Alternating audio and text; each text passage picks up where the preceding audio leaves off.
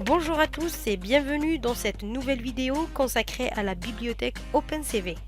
Jusqu'à maintenant, nous avons vu comment manipuler des images avec cette bibliothèque. Aujourd'hui, nous allons nous intéresser à la manipulation des vidéos avec la bibliothèque OpenCV. Avant d'attaquer le code, il faut savoir qu'une vidéo n'est rien d'autre qu'une série d'images lues l'une après l'autre avec une certaine fréquence. Par exemple, voici une animation d'un chien qui court.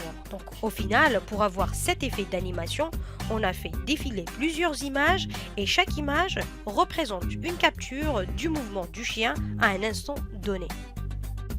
Il est à noter que la fréquence d'une vidéo dépend du type d'appareil photo avec lequel la vidéo a été prise. Dans le cas d'une vidéo prise avec une fréquence d'acquisition de 25 images par seconde, cela revient à faire défiler 25 images chaque seconde. Passons maintenant au code. Tout d'abord, je prépare mon répertoire de travail. Donc, dans un dossier, je crée un fichier .py que je nomme lecture_vidéo.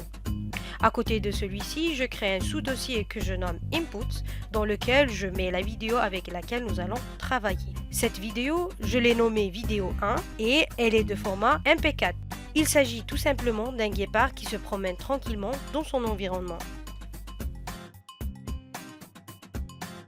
J'ouvre le fichier .py avec l'IDE Spider. Je commence donc par importer la bibliothèque OpenCV que je tag CV. Ensuite, je crée une variable que je nomme video_path dans laquelle je stocke le chemin relatif vers ma vidéo.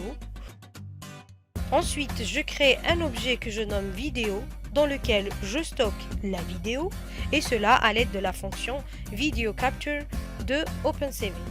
Cette fonction prend comme argument le chemin vers la vidéo qu'on a déclaré au-dessus.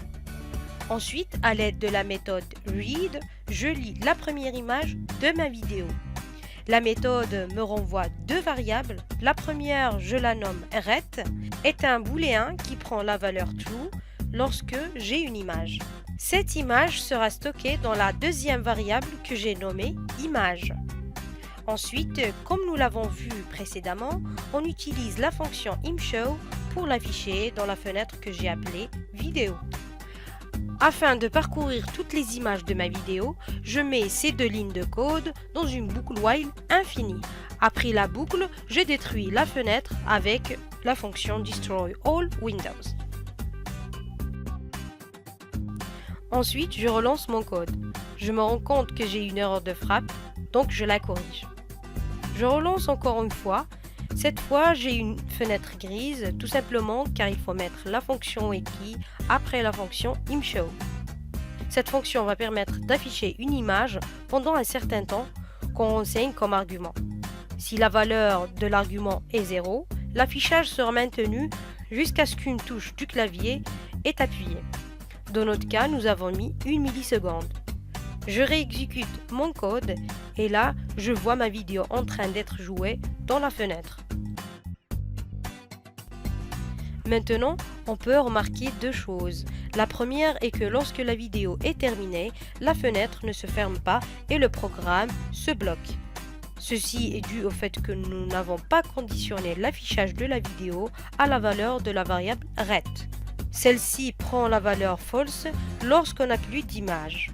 Donc le programme reste bloqué dans la boucle infinie alors qu'il n'y a plus d'image à afficher. Pour résoudre ça, je rajoute une condition avant l'affichage où je précise que lorsque ret vaut false, alors on doit quitter la boucle à l'aide de l'instruction break.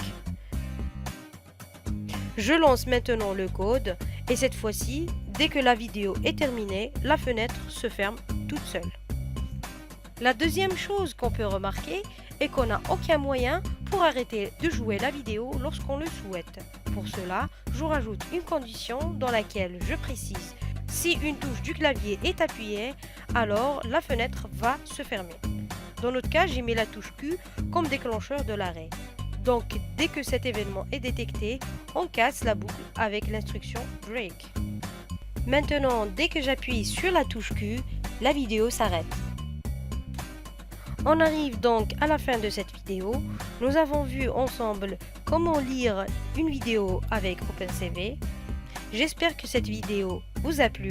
Si c'est le cas, n'hésitez pas à la liker et à vous abonner à notre chaîne YouTube. Merci et à bientôt.